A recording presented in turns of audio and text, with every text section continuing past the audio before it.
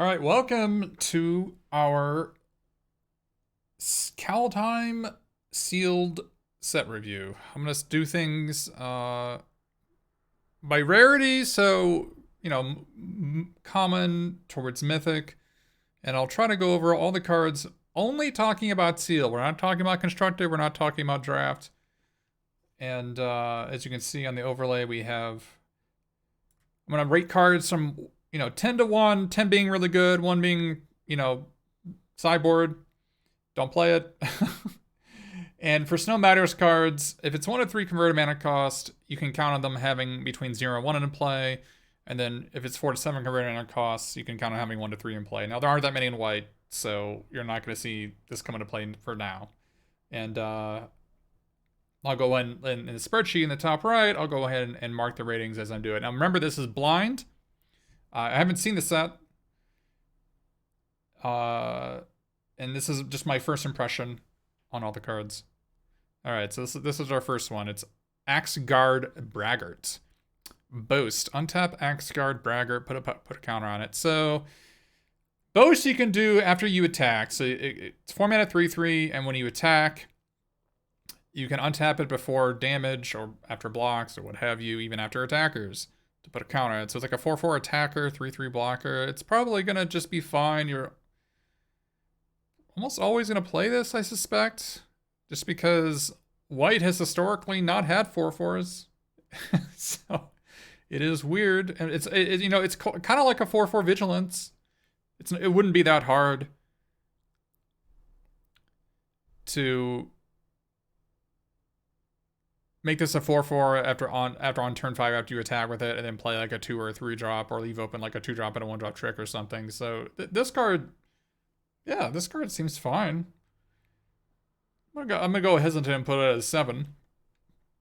But this is my first. I mean, this is the first card in the set. This is my first experience with Boast. It seems like this is fine. I'm glad that it's not when this card is tapped. While this card is tapped, you can do boasting, because this is essentially sorcery speed. Obviously, it's during your attack step. I mean, it's your turn only.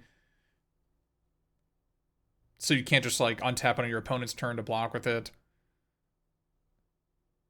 And I prefer Magic when people have the opportunity to have shields down. There have been a lot of mechanics and a lot of recent sets where you never have to have shields down, because you can just always do things on the end of your opponent's turn. So I like this. Reminds me a lot of Outlast, which was like an Abzan mechanic in a few sets back. All right. Battlefield Raptor. Flying first strike 1. They're pushing the envelope. Used to be 1 cost 1/2 flyer, or 1 mana 1/1 flyer first strike. Now we got the best of both worlds, flying and first strike. This is not Healer's Hawk. Healer's Hawk was one of the best commons in its limited format. It was an amazing card, which was a 1 mana flying lifelink 1/1. Unless there are mechanics that allow you to put counters on this for free, like Mentor, I would suspect this to be a card you would almost never play. So, I mean, if there's equipment, this could be good too. But I'm gonna give this a 2. It's a card that you would probably never think about bringing in unless there's some 1/1 flying tokens in this set, which I'm not aware of. Or if there's like swords. I don't know if this is in the set, but if there's like an equipment that has an on-hit effect, you just need like the cheapest, most evasive card you could have, this would be the way to do it. But suspect that's not going to be the case. Beskir Shieldmates. Beskir Shieldmates. 2 mana 2/1. When it dies, create a 1/1 human warrior token. I don't know if there's any cowards and warriors interaction in this set. I suspect there isn't. Now, there was a 2 cost 2/2 when it died, made a 1/1 lifelink that was pretty darn good. Now, this isn't a 1/1 lifelink, it's just a 1/1 token, which is a lot worse. Lifelink is really, really valuable for limited. Sealed especially. Typically, when Sealed is a very slow format, you typically don't play a lot of 1 and 2 drops. You generally start your curves at 3 or have a defensive 2. And you generally play 17, 18 lands. And this is a card that it's like, okay on turn 2 if you're on the play, if you're an aggressive deck. But if you're like on the draw and you're an aggressive deck and you play this, your opponent's gonna play like a 3-mana 3/3 or 3-mana 2/3, and it's just gonna get bricked off. So I would expect this card to be a card that you would not play.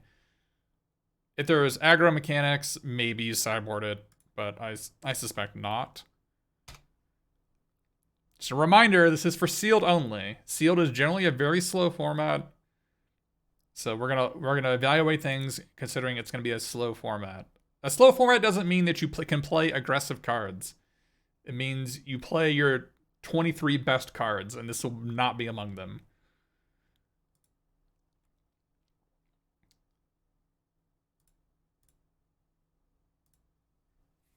Bound in Gold. Enchanted permanent. Oh, it's an enchanted permanent. Can't attack, can't block, crew vehicles, and its activated abilities can't be activated unless they're mana abilities. So this can hit planeswalkers? Is that correct? It's an enchant permanent, right? So it can arrest planeswalkers. So this seems pretty good. It's not Fate's Fetters.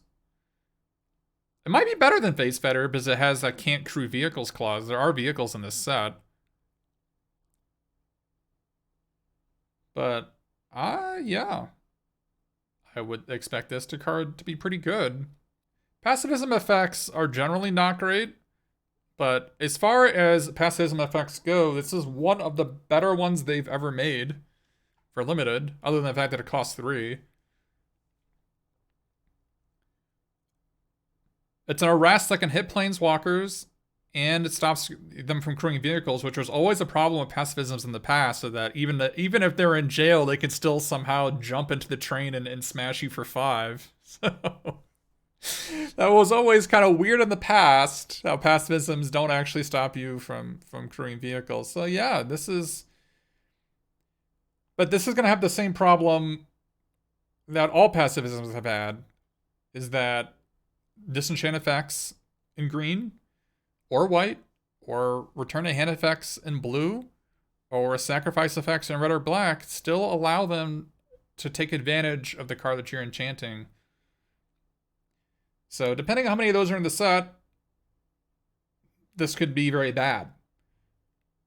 I'm going to expect this is going to be an 8, but we can reevaluate it, later on when we see other colors to see if they have any way to take advantage of cards. But this is a card you're almost always going to play and be happy to.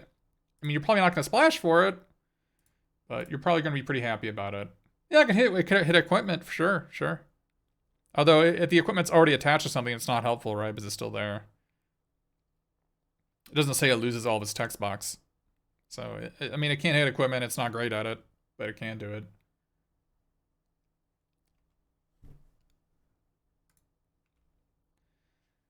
Code Spell Cleric. 1 cost 1/1 Vigilance. When it enters the battlefield, if it was the second spell you cast this turn, but a counter entire creature, why would you cast this if it wasn't your second spell?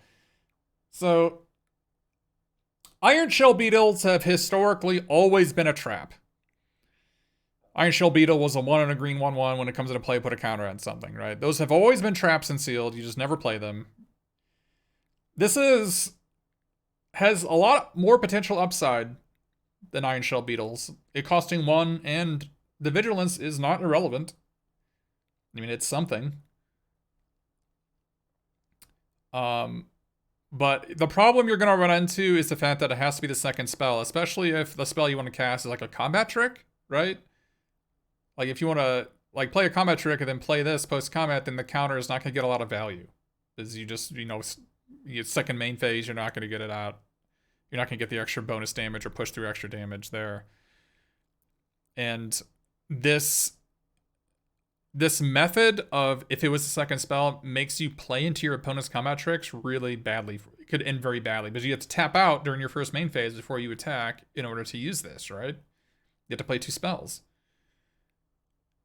And if you attack, your opponent's gonna like, okay, well, my opponent can't do anything because they're all tapped out. They cast, and I can just, double block, or I can block and play a combat trick and kill your dude that you just put a counter on.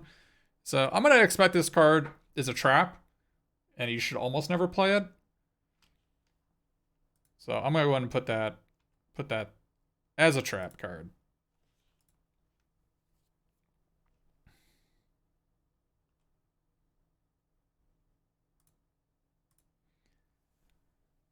Doomscar Oracle. Whenever you cast your second spell each turn, you gain 2 life. Foretell 1 white. Okay, I didn't even... During your turn, you may pay 2 and exile this card from your hand face down. Cast it on a later turn for its foretell cost. So, okay. Some things to note is, I don't believe you would gain... Yeah, you would not gain 2 life if this is your second spell.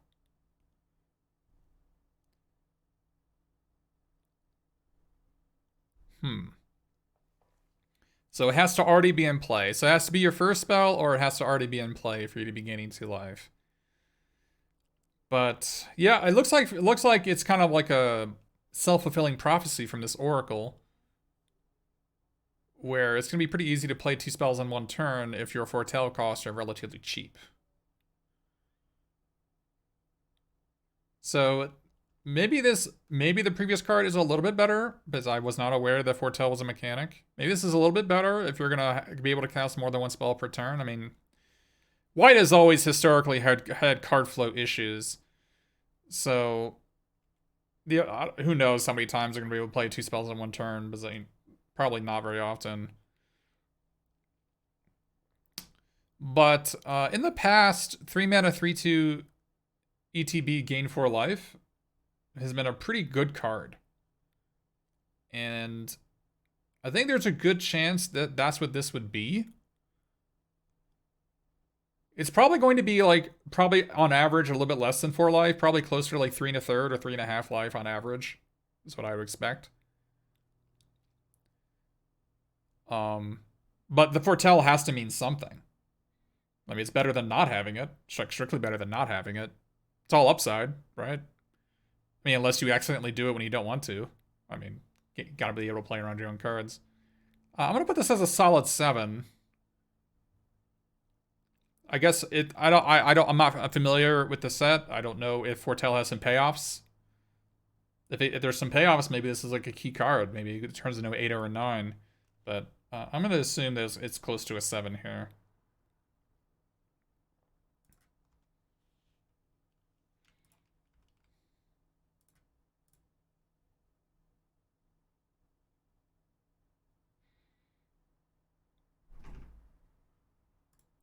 Giant Ox extrudes vehicles using its toughness rather than its power. Well, it's just a wall, right? But I have historically really enjoyed having walls in my deck. Especially in blue. 2 mana 0/5 walls have been historically fantastic, because there are a lot of formats where there isn't a common creature that can attack through it. So this essentially reads, as long as you don't need to attack on the ground to win, this is 2 mana, your opponent's highest power ground creature, doesn't hit you. Can't, like a pacifism for your opponent's biggest ground creature. So this is an evaluate. This can go from either a 1 or a 7 or an 8, depending on the composition of your deck. If you don't need to attack on the ground to win, then this card is really good. And we will see from the set whether that's a possibility. Like if you have rares, or you have bombs, or you have some way to utilize its ability. Like if you have, there's like a giant piece of a vehicle that you can crew with this, I have no idea. But this is, we're gonna put this as a 6 for now. But it is definitely on the level of Bound in Gold. It actually could be better than Bound in Gold in the right deck, because it is a card that you can proactively play on turn 2, and it basically will negate your opponent's 5-drop. If your opponent is like a 5-mana 5/5, then this, if your 2-drop that you played on turn 2 where you had nothing else to do, stop their 5-drop. And it is surprising how many times cards like this will just suck out Terminates from your opponent's deck. So I'm sort of excited. This is the type of card I'm excited to see, because white typically doesn't get 6 stat points for 2 mana. Usually it's reserved for every other. White has always been the whipping boy. White is there to make every other color look good. And it is, this type of card excites me. They're like, whoa, wow, white gets to do things that it has never been able to do before. Ooh. Ah. All right. God's Hall Guardian. 6 mana, 3/6 vigilance, foretell, 3 and a white. So you foretell this on turn 2, you play a 3-drop, this is your 4-drop. That sounds really good to me. That sounds really good to me. Well, I was excited about my previous 6 health creature. But paying 6 mana is a lot. There was, like, what is it, Jedit's Dragoons? It was like a 6 mana 2/5 vigilance that gained 4 or 5 life. That card was fringe playable. It was 2/5 plus 5, yeah. That card is fringe playable. Obviously, this card is a lot better.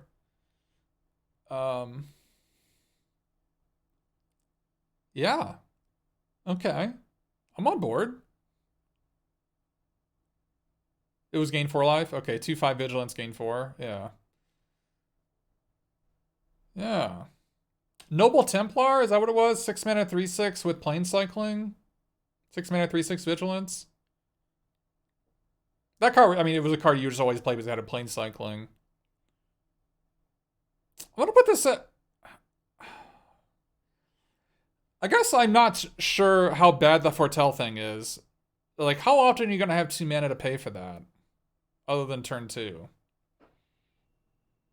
Like, is the way the games play out going to be that you foretell on turn 2 and then you play a 3, and then on turn 4 you foretell twice, or do you play a 4? Or on turn 5 do you foretell and then play a 3, and then turn 6 you like foretell and then you play a card and play and foretell again, right? So like I don't know how the games are gonna play out. This card is really devastating if it gets killed, because you're gonna invest 6 mana into your 4-drop. If your opponent goes like 2-drop, 3-drop, and you play foretell into 4-drop and they kill it, you're not in a good spot. You spend 6 versus their opponent's like 2 or 3 mana, right? But it's possible that red and green removal can't even kill this, right? That's certainly possible. Red has historically never been able to kill 6 health units, and then green is hard to fight things that are 3/6s. I'm gonna say this is a 7, but this is certainly a card that would warrant looking into the rest of this, see how games play out, see what the combat tricks are that people play.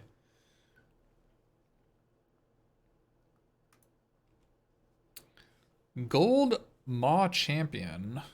2 and a white, 2/3. Ah, the tapper. White always gets a tapper that costs 3 mana. What is it? Territorial Hammer Skull, which is like a 2 and a white, 2/3 that whenever it attacked, tap a creature. That card is obviously like strictly better than this.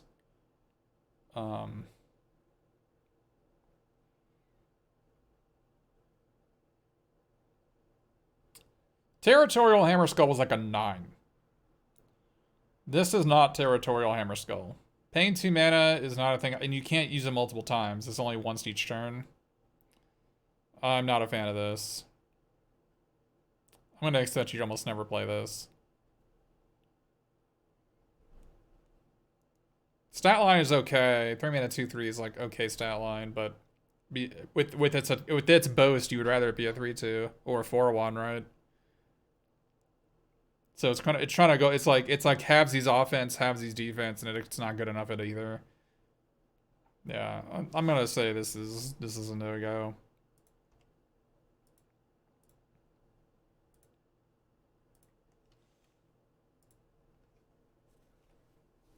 Invoke the Divine. This is obviously just a sideboard card. It's a 5 sideboard card. You're not gonna main deck it. Limited is about creatures primarily. So if a card that you open does not interact with a creature in some way, the bar is pretty darn high on what it needs to do, and this does not meet that bar. Even in the equipment set, even in like Kaldheim, which is like all artifacts, you didn't necessarily play all your main deck shatters. Sometimes you sideboarded them. So I'm gonna say no on this.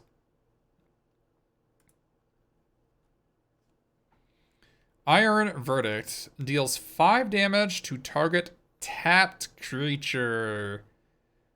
Boo. Oh, it's not sorcery. Ah, I thought this was like another classic assassinate effect. Assassinates are almost always unplayable. This is a little bit better. Costing 1 is pretty decent. The Foretell is basically free if you plan on casting it, right? Okay. The problem is this. This has historically always been the problem with these types of effects in Limited. This only targets tapped creatures, right? Obviously, there's a card earlier that lets you aggressively tap creatures. That doesn't happen in Sealed. Don't worry about it. The problem White has always had is that White is required to be aggressive. Because white cards are always low power level. Like if you look at between all the colors, it is always the lowest power level of any of the colors. It almost never has inevitability, right? Which means you're going to be the aggressor more often than not. You're going to need to be attacking your opponent. And if you are an attacking person, your opponent will not have a tapped creature, and if they do, you're losing. And this will not bail you out. So it is unlikely that this card will be good. Now, there are boast effects, right? So maybe people will be boasting. Well, like just try to get into some chip damage to boast, and maybe this will be good against that. I'm willing to. This is a card that I would probably not play, and this is a card that I would probably be most divergent on when it comes to other players playing the format. Is that on the surface, this seems like, oh, why wouldn't I play this card? The problem is, this doesn't work when you're attacking. And if you're white, you're attacking. And it's a card that you can't play on turn 1, you can't play on turn 2, you can't play on turn 3 a vast majority of the time, you can't play on turn 4 a vast majority of the time. You're probably going to play this on turn 5 at earliest. Turn 5 or turn 6, because you want to do that 1 foretell cost, right? You want to like use the 2 mana that you would normally black hole on turns 2 through 4, use that to foretell this, and then later on capitalize on his foretell by paying a white.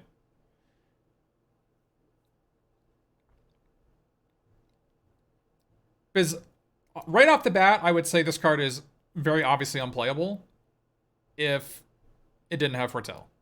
Like if it's just 2 and a white instant deal 5 damage to a target tapped creature, you would just never. I would never play this card. So, it's how powerful foretell is whether this card is playable or not. And I'm gonna expect that this card is a sideboard card, and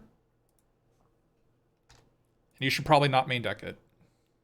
That's the final verdict.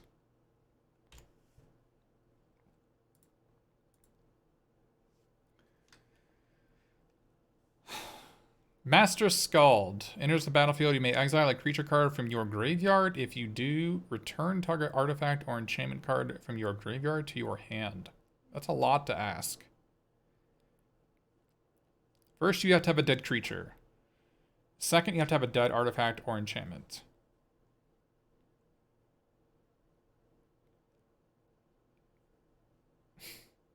That's a lot to ask. I don't even know how you would get a dead artifact or enchantment. Unless there are some like chromatic spheres in this set, I don't know how you would even have it.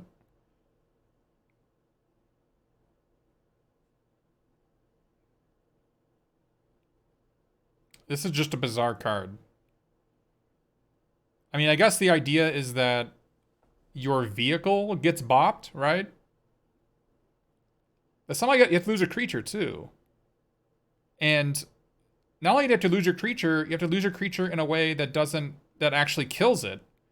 Because we saw Bound in Gold earlier, right? Which is an enchantment. Like, we saw...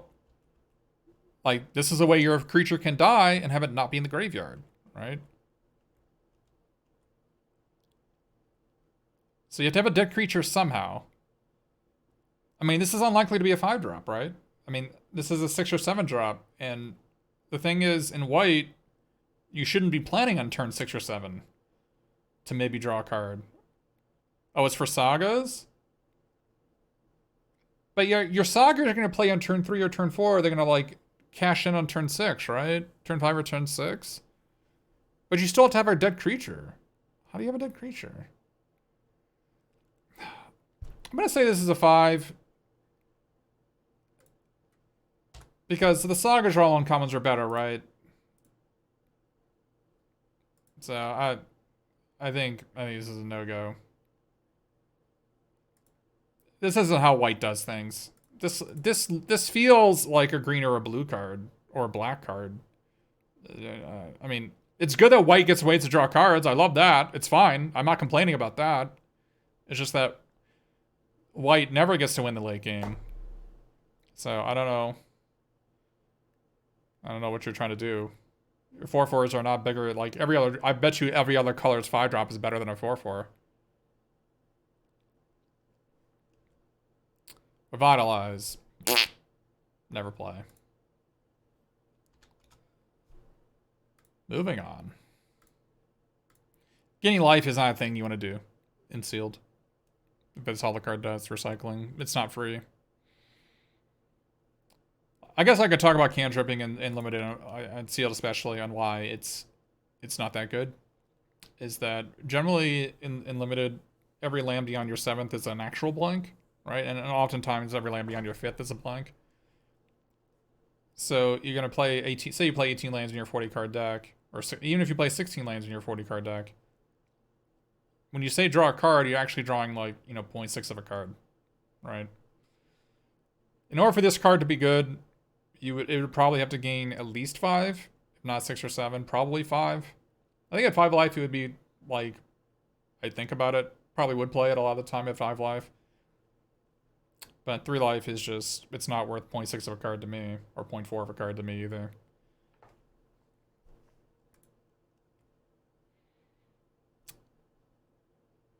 You may pay 1 and a white and exile a creature card from your graveyard rather than pay this spell's mana cost. 3/2 flyer. Well, Snapping Drake, it's historically been a blue card. This is white.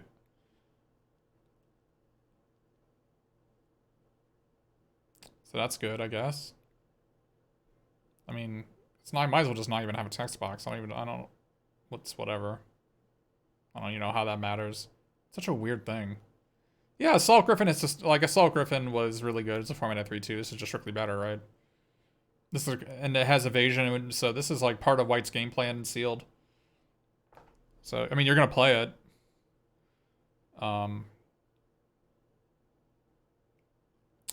Yeah, I mean, you're gonna play it. Maybe you can play it for 2 mana on turn 5 or 6, maybe.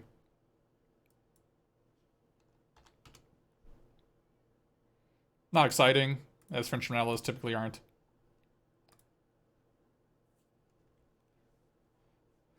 Three mana 2/2 flyer, artifacts and enchantment spells you cast cost 1 less to cast. Windrakes have historically not been very good. I would almost never play them in Sealed. Just because, like, that's just not powerful enough for a card.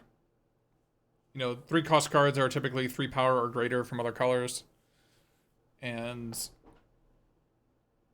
it is pretty easy to brick this one in the air too. 2 mana 1/3 flyers have been in the past, right? 4 mana 2/3 flyers that have flash have also historically been a big part of limited formats, and so cards like this are just traps.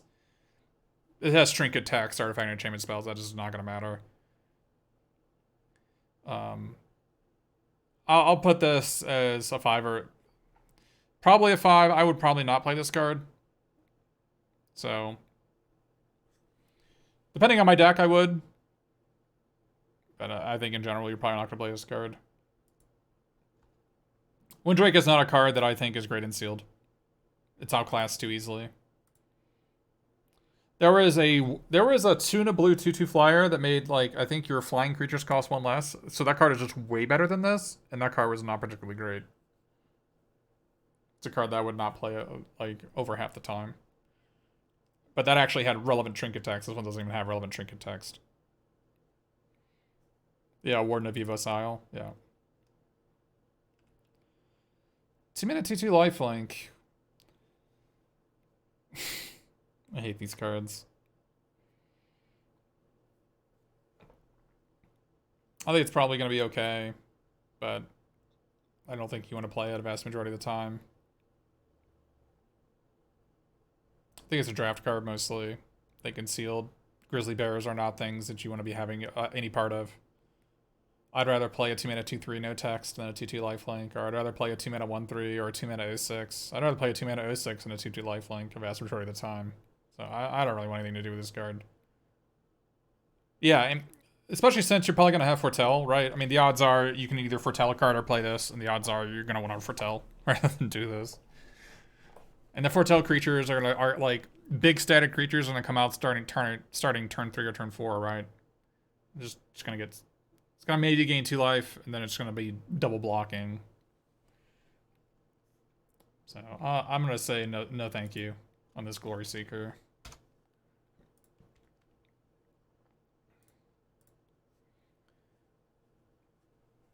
Valor of the Worthy. Enchanted creature gets +1/+1. When an enchanted creature leaves the battlefield, create a 1/1 white spirit token with flying. No.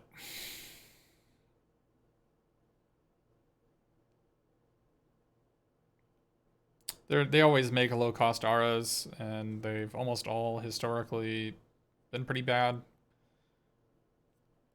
I do like that this card says leaves the battlefield instead of dies. That's a huge plus for exile removal.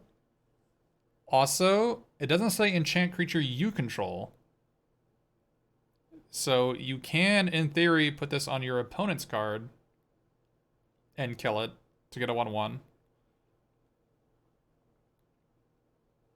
But auras have historically been trap cards in limited, and this will be joining those ranks.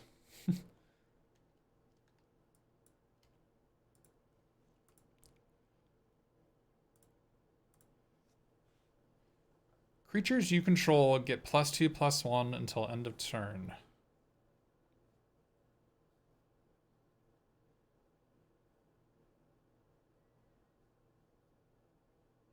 Oh. That's a lot.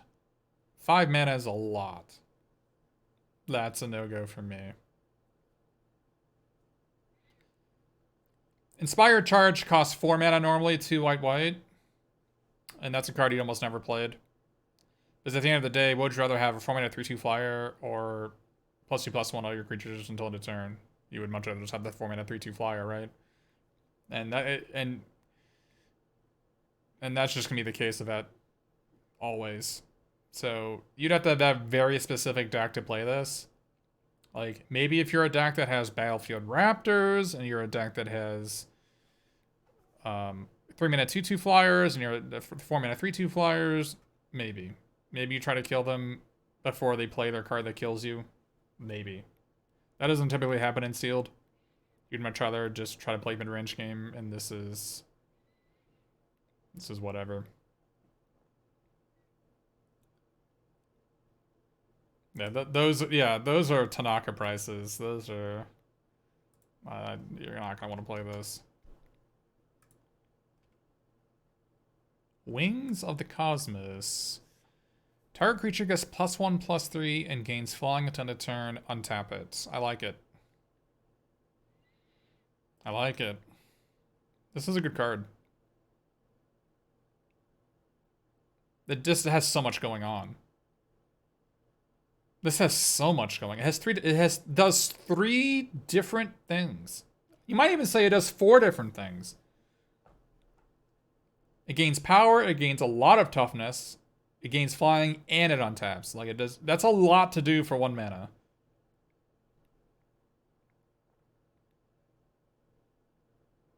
It is so versatile. It's great on offense, it's great on defense. It stuffs your opponent's like removal. Like, they try to cast Iron Verdict, which does 5 damage to a tapped creature. You can just stops it as it untaps it. I'm on board. I normally hate combat tricks, but this one is trying. This one is trying really hard. Yeah, it's good when you're ahead, it's good when you're behind, it's good when it's middling, it's... As long as you've got the targets, this is really good.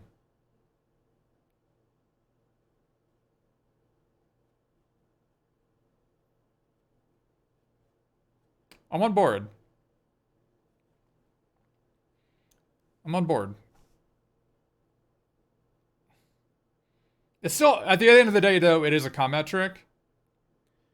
So I'll put it as a 6 just because it is a combat trick. 6 is the lower end of playability, you're probably going to play it.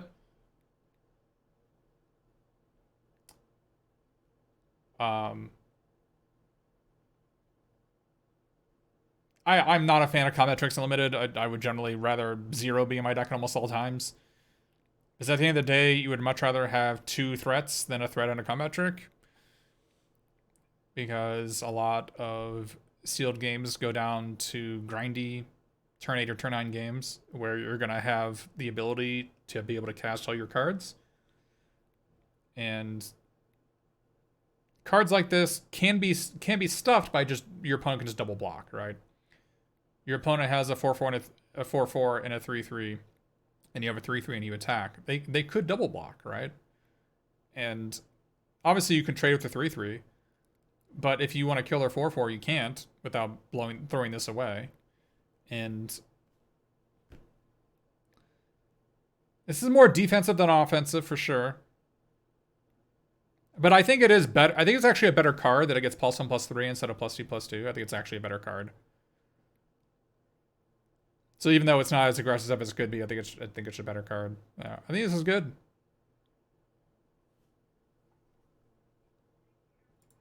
Well, that's gonna be it for white commons.